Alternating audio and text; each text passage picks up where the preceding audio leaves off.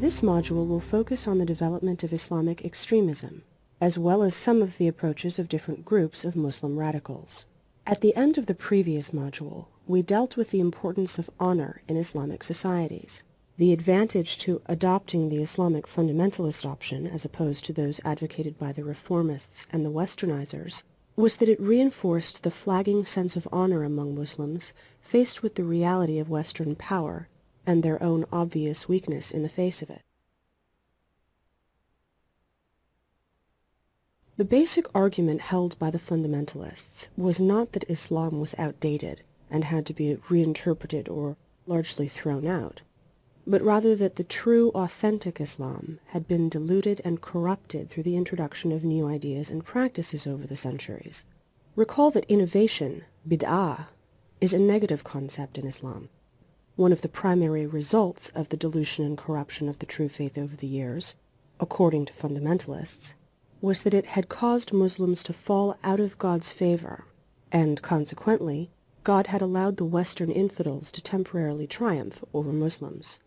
It was not that Muslims and Islam were in some way flawed, but rather that Muslims had been led astray by corrupt rulers and ulema. It was therefore not necessary for Muslims to admit that there were defects in their fundamental beliefs, which affected their fundamental sense of themselves and their honor, but rather only to recognize that they had been led astray and needed to return to their original pristine faith and moral conventions.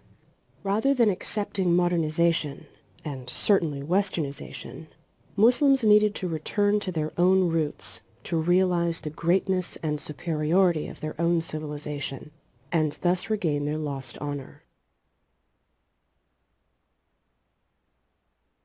The phenomenon of contemporary Islamic fundamentalism can be traced, at least in part, to the rise of the preacher Muhammad ibn Abd al-Wahhab in 18th century Arabia.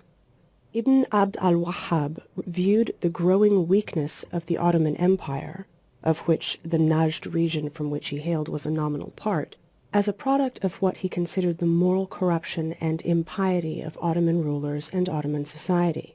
He developed a set of religious doctrines that broke with the traditional institutionalized Sunni Islam of the empire. Ibn Abd al-Wahhab claimed that the identity, livelihood, and very life of the Muslim could not be secure unless he not only advocated a belief in one God, based on the traditional Islamic principle of Tawheed, the unity of God, but also actively worked to deny any other object of worship, by force if necessary. This idea represented an innovation in Islam, as it had never been part of the traditional Islamic concept of Tawheed. Moreover, Ibn Abd al-Wahhab argued that 1. Ritual is superior to intentions, 2. The dead may not be revered, as this may threaten the principle of the singularity and uniqueness of God, and 3. That the prophet and saints cannot be the vehicle for prayer to God. The third concept was taken from the ideas of the 14th century jurist Ibn Taymiyyah, who considered intercessory prayers to be a form of polytheism, despite the fact that previous generations of Muslims had made it their practice, and the Prophet himself had condoned this.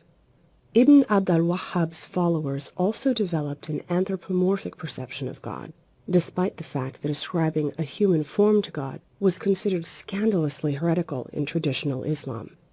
Ibn Abd al-Wahhab also developed a series of innovations in the method of prayer, frowned upon the practice of making pilgrimage to Mecca, known as the Hajj and constituting one of the 5 pillars of Islam, and condemned traditional forms of festivities as well as all forms of music.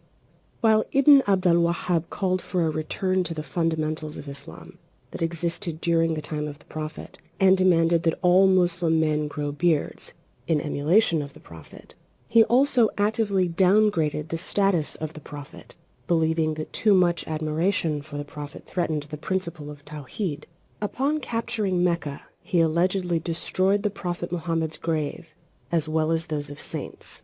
practice of visiting tombs of prominent religious figures, incidentally, was and is a time-honored custom among Muslims, as it is among many Christians and Jews. While Ibn Abd al-Wahhab and his followers can thus be considered fundamentalists in their desire to return to what they viewed as the original form of Islam of the time of the Prophet, uncorrupted by innovations, or bid'ah, added on by subsequent generations, in fact, Wahhabists were recreating Islam in their image and introducing an entire corpus of innovations to the faith in the name of the so-called return to the roots of Islam. Wahhabism, like other fundamentalist movements, accepted only the Quran and the Sunnah, which consists of, as noted earlier, the Hadith, sayings and actions attributed to the Prophet, and the Sirah, life story of the Prophet. Wahhabists and other fundamentalists reject the tafsir, which consists of commentary and analysis of the Quran and Hadith, as well as the ijma, consensus, a body of rulings made by subsequent generations of Islamic jurists, as innovations that have corrupted the purity of Islam. Traditional Muslims, on the other hand, view the Quran, Sunnah, tafsir, and ijma all as essential texts of the faith and Islamic way of life. Wahhabism also rejected the use of critical thinking, ijtihad, something that had been part and parcel of traditional Islam, as well as the use of allegorical interpretations of the Quran, demanding that believers not be distracted by individual reflection and simply obey divine commandments in their entirety in the most literal way. Perhaps most importantly, at least for our purposes, Ibn Abd al-Wahhab and subsequent followers of his or similar fundamentalist creeds made two additional claims which were also unprecedented in Islam. Firstly, these fundamentalists claimed that they had the right to excommunicate any Muslim, in other words, to declare that individual an apostate. The principle of excommunication in Islam is known as takfir, and is traditionally considered to be an extremely grave act that can only be employed in a very limited and restricted manner. The Quran enjoins Muslims to accept at face value the profession of faith and allow God, when judging individuals after their death, to determine the true sincerity of one's faith. Ibn Abd al-Wahhab, on the other hand, claimed for himself and his followers the right to liberally employ the tool of takfir in what was perhaps the most odious of the innovations that he introduced, in the name of a return to the original Islam. What this meant in practice was that Wahhabis sat in judgment of other Muslims, and pronounced those who did not buy into their philosophy and innovations to the faith apostates. As apostates are usually deemed worthy of death in Islam, it is not surprising that Wahhabis mercilessly slaughtered men, women, and children who did not practice the puritanical form of Islam that they advocated. Wahhabis thus, in effect, declared a jihad of the sword against fellow Sunni Muslims. With respect to the Shia, the Wahhabis were even harsher, and when in 1801 Wahhabis sacked the Shia holy city of Karbala in Iraq, they massacred thousands of its inhabitants and destroyed the tomb of the Imam Hussein, grandson of the Prophet, and a figure universally revered by the Shia.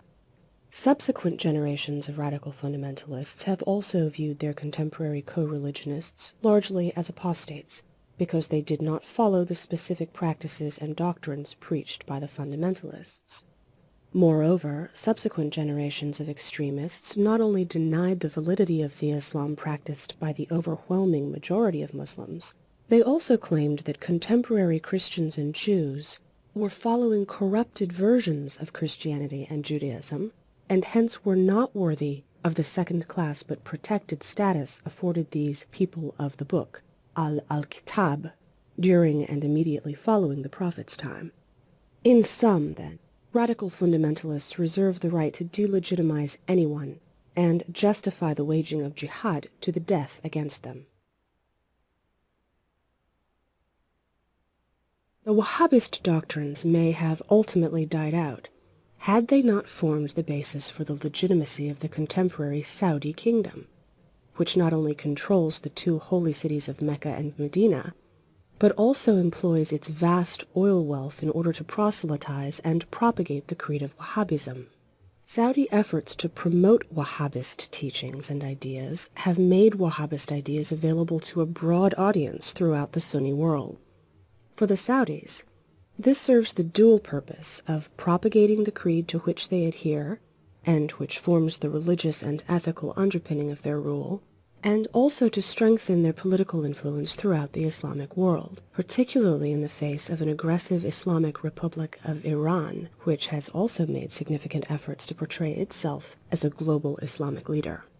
Incidentally, the followers of Wahhabist doctrines reject the term Wahhabi, which is generally used by the detractors of this ideology, preferring the term Salafist, from the Arabic Salaf, which means ancient ones or pious forefathers, and refers to the first 3 generations of Muslims who are considered to have lived an exemplary life. Just as Salafist ideas developed in reaction to Western encroachment in the Islamic world and the weakness of the primary Islamic empire of the time, that of the Ottomans, radical Islamic thinkers in the 20th century were also reacting both to perceived Western encroachment and to the perceived weakness of contemporary Muslim states. By the middle decades of the 20th century, European rule over the core regions of Islam in the Middle East, North Africa, and South Asia was giving way to independent Arab states and to an independent Pakistan. These states, however, were established along European-influenced lines. Indeed, their very existence as independent nation-states was based on the ideology of nationalism, which is a European concept and not indigenous to the Middle East. Islamist thinkers such as the Egyptian Sayyid Qutb, who lived from 1906 to 1966, and the Pakistani Maulana Maududi, who lived from 1903 to 1979, argued that the modernizing values of the new nationalist elites running these countries were illegitimate, and that Islam should be the sole standard for behavior and values among Muslims. Qutb rejected the legitimacy of all post-independence Muslim states and declared that their populations and leaders were living in a state of jahiliyyah, a Quranic concept which describes the state of ignorance or barbarism in which the Arabian peoples existed before the arrival of Islam. In Qutb's estimation, the Muslims living in newly independent states were ignorant of Islam, and just like the pagan Arabs of the days of the original Jahiliyyah, they worshipped false idols. During Qutb's time, these false idols were the nation-state, modernism, Western ideas, and the new leaders of these nation-states, many of whom, like Egyptian leader Jamal Abdel Nasser, were busy creating their own cults of personality. Qutb also preached the doctrine of a violent jihad as a kind of permanent revolution against enemies, both domestic and foreign, who tried to commandeer the ultimate sovereignty of God. This Islamic doctrine of divine sovereignty, known as Hakimiyya, is based on the principle that all authority over mankind belongs to God and God alone, and this means that human rulers can only govern legitimately provided they follow the letter of Islamic law or Sharia, and do not introduce any non-Islamic innovations. Qutb viewed jihad of the sword as an intrinsic and permanent part of the faith, necessary to prevent an unending chain of human usurpers from trying to prevent the establishment of divine authority on earth. For his efforts, Qutb was hanged by Nasser in 1966, both for the views that he espoused, as well as for his membership in the band Al-Ikhwan al-Muslimun, the Society of Muslim Brothers, more commonly known as the Muslim Brotherhood. In 1928, Egyptian schoolteacher and political activist Hassan al-Banna formed the Muslim Brotherhood. The Brotherhood's thinking was similar to that of other Muslim revivalists, in that it believed that only a return to a more pristine and original form of Islam would restore the lost greatness of the Ummah, or Islamic community, and drive out the Christian powers. Egypt at that time, while nominally independent, was heavily dominated by Britain. The credo of the Ikhwan, Brotherhood, is God is our objective, the Quran is our constitution, the Prophet is our leader, Jihad is our way, and death for the sake of God is the highest of our aspirations.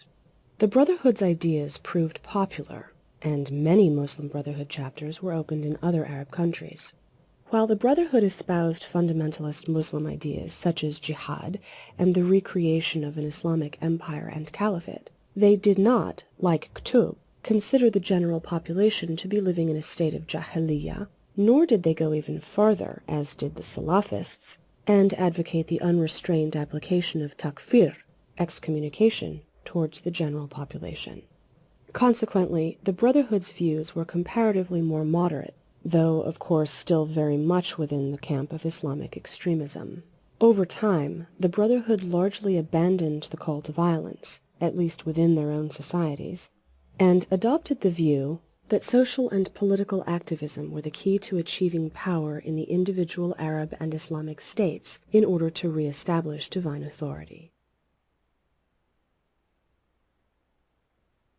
The Muslim Brotherhood thus helped create what is now known as political Islam or Islamism. There is no real consensus as to what this concept implies and how it differs from traditional Islam, since Islam was always political in the sense that it is a holistic system of life, including governance, rather than just a religious faith. Nevertheless, today, groups like the Muslim Brotherhood and its various offshoots focus on activities akin to those of grassroots political parties and associations that work within existing political systems and existing nation-states in order to transform them, in principle either by peaceful evolutionary means or by violent revolutionary means, though the Egyptian Brotherhood is currently focused on the former rather than the latter. While the long-term goal may still be the revival of the caliphate, the focus is most decidedly on obtaining control within existing states and establishing theocratic regimes based entirely on the Sharia. Although it is Shia, and the Muslim Brothers are Sunni, the Islamic Republic of Iran represents a Shia version of the Islamist state. However, not all Islamic extremist groups agree with the Islamist approach focused on the state and political and social activism. A more universalist-oriented segment of the extremist community, which we will term Jihadists, rejects the more narrow, though more politically pragmatic, state-oriented approach of the Islamists in favor of the immediate demand for a revival of the Islamic empire and caliphate over all of the present and past Islamic lands. Part of the reason that the jihadists do not accept the Islamist approach is that they themselves are usually outcasts from their own countries and societies, and form a kind of international cadre of committed extremists following Salafist ideas. Many of these jihadists began their militant careers as Islamists, but with the failure of Islamist attempts to take power in Egypt, with the assassination of Anwar Sadat in 1981, Algeria following the 1991 elections, and elsewhere, they gravitated towards the Afghan jihad and became jihadists. Such was the case with the former Muslim brother Ayman al-Zawahiri, chief ideologue of Al-Qaeda. The contemporary jihadist movement, which spawned Al-Qaeda and similar groups, became a major element within the Islamic extremist community as a result of the jihad in Afghanistan carried out in the wake of the 1979 Soviet invasion of that country. The Soviet invasion, initially designed to prop up a Marxist Afghan government that was in danger of collapse, enraged much of the Muslim world and strengthened popular support for jihad against the godless Soviet Union through combat in Afghanistan. New recruits for the jihad began arriving in Afghanistan almost immediately with the support of Pakistan and the United States, and included fighters from many Arab countries and students of Deobandi madrasas, or religious seminaries. The Deobandis are a Pakistani Salafist movement. In 1984, Palestinian Salafist Abdullah Assam moved to Peshawar, Pakistan, and formed the Maktab al-Khidamat, Bureau of Services, to assist foreign mujahideen, or Muslim fighters in the jihad. Azzam claimed that fighting or providing material support for the jihad in Afghanistan was a religious requirement for every individual Muslim, fard ayn, and in keeping with the more extremist stream in Islam, he insisted that jihad of the sword was in fact a fundamental pillar of the faith.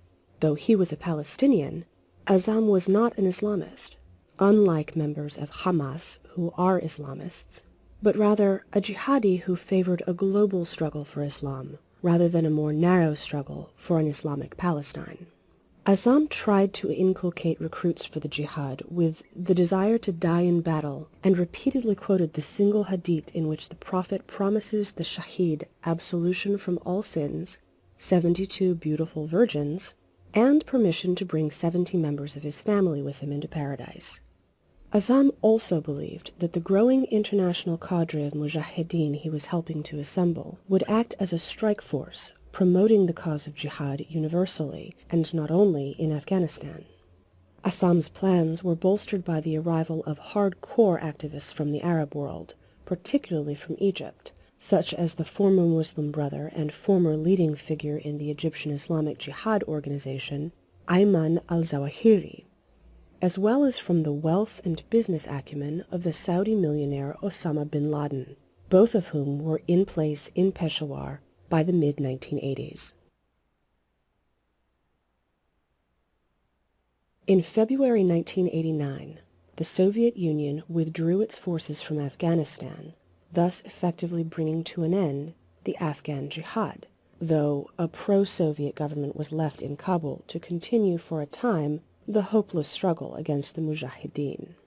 With the Afghan Jihad effectively over, militants largely returned to their countries of origin, and it seemed that jihadism would give way to Islamism in the individual countries to which the Afghans, as the veterans of the Afghan Jihad were known, returned. Moreover, the prominent ideologue of jihadism, Abdullah Azzam, died later that year, November 1989, in a mysterious car bombing. Some attribute his assassination to his hesitancy to shift the focus of the jihadi movement towards an all-out war with the West. It was thus left to his successors, al-Zawahiri and bin Laden, to try and re-energize the jihadi movement by shifting focus from the Soviet enemy to the American one. In fact, both men had already been lobbying for this change in focus as the Afghan Jihad wound down.